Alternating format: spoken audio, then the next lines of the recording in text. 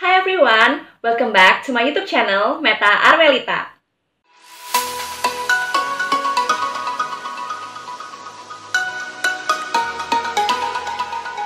Jadi guys, hari ini aku ini ada meeting sama salah satu rekan aku yang kuliah di Korea Selatan.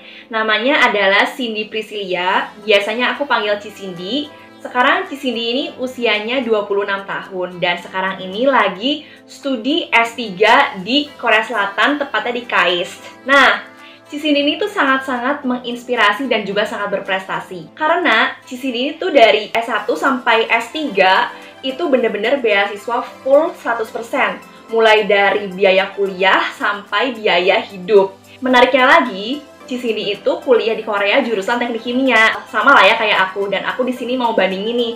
Kira-kira sistem pendidikannya, kurikulumnya sama atau beda? So, yang mau kuliah di Korea Selatan, kalian bisa langsung ikutin video ini dari awal sampai akhir.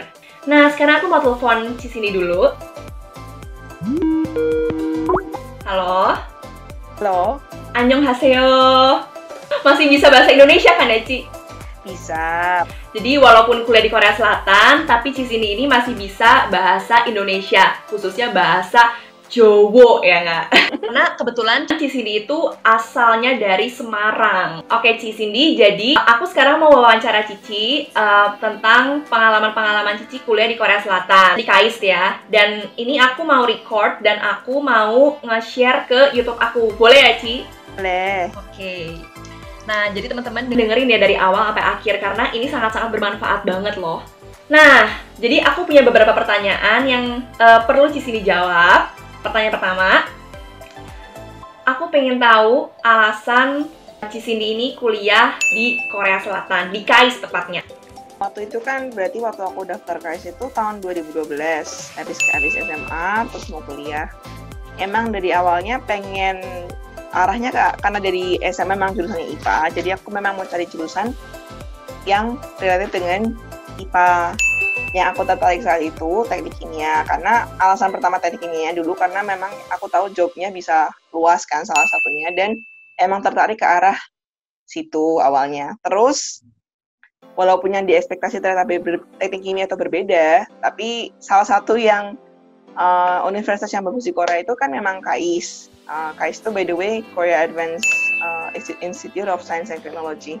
Salah satu kalau bisa dibilang mungkin kayak semacam ITB-nya Korea kali ya.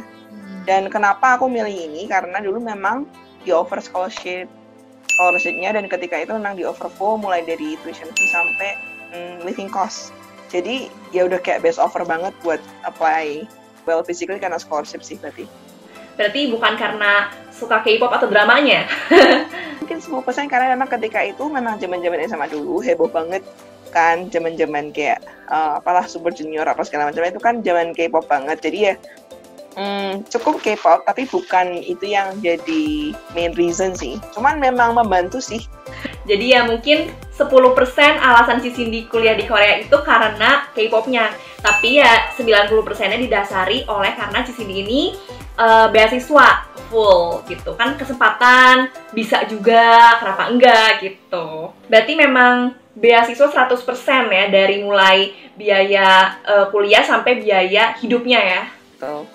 Jadi yang kita support sih ya cuman tiket pesawat sih ya, sama uang persiapan gitu. Cuman other than that, dapat beasiswa sekitar 350.000 won dan tuition fee-nya free sampai selama 4 tahun.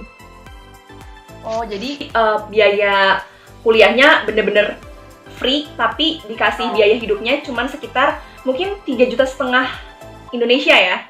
3,5 sampai 4 juta lah sekarang, tapi selama itu setiap bulan sih ya, dan dapat asuransi juga tercover. Lumayan ya berarti. Nah, aku mau tanya nih, kira-kira prosesnya gimana sih sampai sana gitu, syarat-syarat yang diperlukan, terus juga apa aja kayak misalnya mungkin tes IELTS ya, kalau yang aku tahu. Waktu itu karena memang aim-nya pengen cari beasiswa dan kuliah di luar negeri, jadi emang dari mulai mungkin tahun SMA semester kedua gitu udah belajar IELTS buat ngejar IELTS sih. Jadi salah satu persiapannya pasti bahasa Inggris dan IELTS, ngambil tes IELTS karena ada ketentuannya kan. Sekarang nggak tahu berapa sih standarnya, mungkin bisa lihat di websitenya. Yang penting sih yang dari KAIST itu yang disaranin tuh IELTS, nilai rapot SMA atau nilai ujian nasional, dan juga recommendation letter dan esai. Dan nyiapin esai kan pasti dia akan nanya harus ngisi beberapa esai. Jadi ya esai sih yang penting juga. Oke. Nah, Ci, boleh kali ya diceritain perjalanannya dari mulai pertama nih persiapannya sampai akhirnya sampai di Korea, sampai akhirnya di sana tuh bisa beradaptasi kayak gitu-gitu. Kebetulan di tahun aku ada yang namanya additional application, dan additional application tuh announcement-nya kalau nggak salah tuh bulan Juni apa ya, jadi mepet banget, dan start semester fall itu bulan akhir Agustus. Jadi ketika habis kita dapat announcement kalau aku masuk, langsung sama keluarga nyiapin persiapan ke Korea dan juga harus ngajuin visa. Dan kebetulan hari itu banget, bulan-bulan itu tuh deket-deket bulan-bulan Lebaran kalau nggak salah. Jadi visa keluarnya memang mepet banget, yang seharusnya mungkin aku bisa dianterin sama salah satu orang keluarga, jadi nggak bisa dianterin karena tanggalnya aku dapat visa itu tanggal aku harus kayak H-1 sebelum aku berangkat gitu loh. Jadi bener-bener hektik sih waktu itu. Pertama kali aku ke Korea kebetulan. Jadi memang ya modal nyali aja sih ketika itu, masih 18 tahun. Dilepasin naik pesawat ke Korea, langsung sampai Korea langsung ke Daejeon. Daejeon tuh kotanya KAIS. Jadi bener-bener yang thankful sih karena satu ada ikatan mahasiswa KAIS di Indonesia cukup kuat. Jadi mereka udah nyediain mentor-mentor, bahkan kayak satu orang diisen satu senior untuk nge-guide gimana kita bisa kesini. Mereka ada panduan bukunya, kayak nanti kamu harus stop di mana, naik bis apa segala macam, dan begitu aja. Selamat sih sampai tujuan, sampai KAIS waktu itu. Mereka ada office internasional, dan setiap ada anak baru yang masuk, office internasional ini bakal ngekontak organisasi negaranya. Jadi di KAIS tuh ada banyak negara kan, dari macam-macam negara, dan setiap negara itu ada ketuanya, kayak ada representatifnya, ada perkumpulannya. Nanti kontak office ini bakal kontak orang ini dan ngabarin, ini ada anak baru, tolong diurusin, tolong dimentorin. Jadi ya aku dapat mentornya gitu loh. Langsung dia ngontak aku personally lewat, ya waktu itu lewat Facebook segala macam. Kamu cara ke KAIS-nya begini ya, gini-gini, nanti tanggal segini aku temuin kamu di bus stop, gini-gini. Jadi udah dikabarin gitu kan. Ya, jadi teman-teman kalau kalian memang tertarik untuk kuliah di KAIS, kalian nggak usah takut akan seperti apa nanti di Korea, karena sebenarnya akan dibantu juga ya oleh Persatuan Mahasiswa Indonesia yang ada di KAIS ya. Sekarang Ci, aku mau tanya tentang culture shock nih. Jadi kan dari Indonesia ke Korea itu kan bener-bener beda banget ya semuanya. Jadi mengalami culture shock apa enggak gitu? Satu semester sih nggak culture shock karena asik di sana ketemu teman-teman baru kan. Jadi ya lupa aja sama culture shock karena teman-teman orang internasional juga banyak gitu. Tapi setelah mungkin beberapa bulan baru kerasa homesick, baru kerasa culture shock. Apalagi mungkin kayak ini sih, ekspektasinya kan, jadi kalau kita berpikir bahwa bahasa Korea kita cukup ketika kita ke Korea, itu nggak cukup sebenarnya. Karena itu cuma yang kita pelajari drama ataupun dari K-pop apapun itulah ya, itu tuh pasti nggak akan cukup buat kita survive di Korea. Mungkin kita bisa kayak pick up words, tapi mungkin kita nggak bisa understand fully atau nggak bisa make sentences juga sebenarnya. Mungkin dulu aku ekspektasinya terlalu positif kalau mungkin aku bisa langsung lancar gitu ketika aku datang. Ternyata ya realitinya berbeda karena memang masyarakat Korea rata-rata nggak bisa bahasa Inggris, jadi nggak bisa ekspektasi mereka bahasa Inggris, dan benar-benar nggak English friendly in general. Tapi itu nggak kerasa kalau kita nggak keluar KAIS. Di dalam KAIS sendiri itu cukup English friendly menurut aku, karena staffnya juga ada international office segala macam, dan bahkan banknya pun bisa bahasa Inggris sekarang kalau aku ke banknya di dalam KAIS, dan segala macam kayak menu makanan di kafeteria pun bisa bahasa Inggris. Culture shocknya di antara bahasa. Kalau budaya more likely the same sih, kayak mungkin karena Indonesia masih dan Korea masih sama-sama di Asia, mungkin culture shocknya nggak terlalu gede. Cuman berbedanya kayak personality orang sini aja yang beda sama personality orang Indonesia, yang lebih tertutup segala macam gitu deh. Mungkin memang atmosfer orangnya beda aja. Pertemanan kita di Indonesia dengan pertemanan kita di Korea beda sih. Berarti culture shock-nya itu lebih karena personality orangnya dan juga karena bahasanya ya. Nah, jadi teman-teman, kalau kalian merasa bahasa Korea kalian cukup nih dari nonton drama aja atau belajar karena kalian suka K-pop, itu sebenarnya kalian tuh nggak cukup gitu. Karena kalian nggak bisa membuat kalimat, kalian juga nggak bisa mengerti sepenuhnya dengan bahasa-bahasa Korea yang dipakai gitu di negaranya gitu. Jadi memang harus banyak belajar ya, Ci ya. Dan pasti kalian mengalami culture shock dari masalah pertemanan dengan orang-orangnya, karena kan orang-orangnya pasti beda ya. Dan dari bahasa pasti, tapi kalau untuk budaya ya mungkin nggak terlalu karena sama-sama Asia gitu, jadi mungkin masih sedikit mirip lah ya. Tapi pada akhirnya bisa beradaptasi ya Ci dengan lingkungan yang baru gitu. Kayak kerasanya tuh ya pelan-pelan, nggak ada one moment on time, adaptasi terus gitu sebenarnya. Sampai sekarang juga mungkin aku masih adaptasi. 8 tahun kuliah masih beradaptasi ya berarti. Mungkin 6 bulan udah bisa cukup beradaptasi kalau udah mulai ngerti bahasa Korea, bisa online shopping, bisa jalan-jalan, bisa ngomong. Ya enough sih, cuman kalau beradaptasi in generalnya mungkin yang itu yang takes time.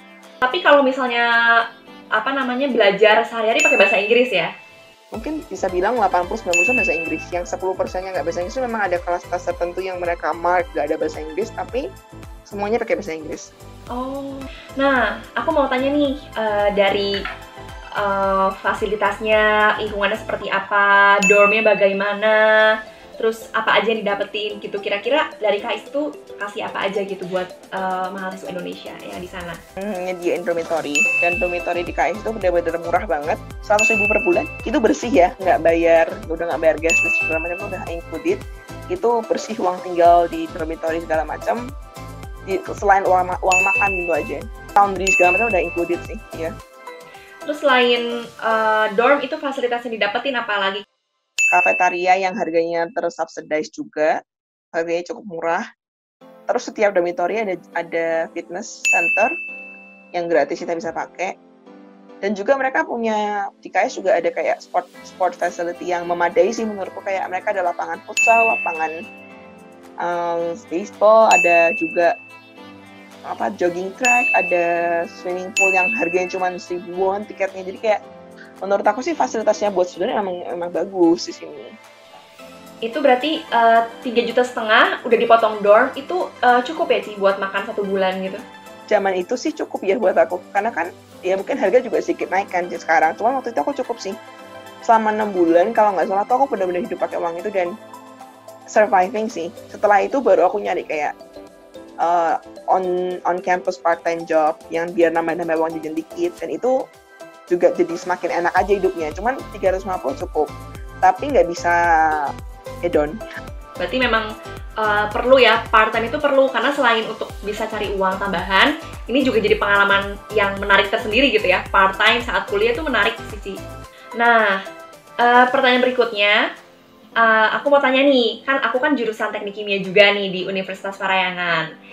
Nah, sebenarnya aku mau tahu sih kayak kurikulumnya teknik kimia Indonesia dengan teknik kimia Korea tuh sama atau enggak, belajarnya sama enggak. Nah, kalau misalnya di Indonesia kan kayak aku belajar tentang misalnya neraca massa, tentang termodinamika, kayak gitu-gitu. Nah, terus juga aku rasa sulit juga gitu belajar teknik kimia itu, karena belajarnya kan seputar proses di pabrik, tentang ya apapun yang berhubungan dengan pabrik gitu. Nah, di Korea sama atau ada sedikit perbedaan gitu?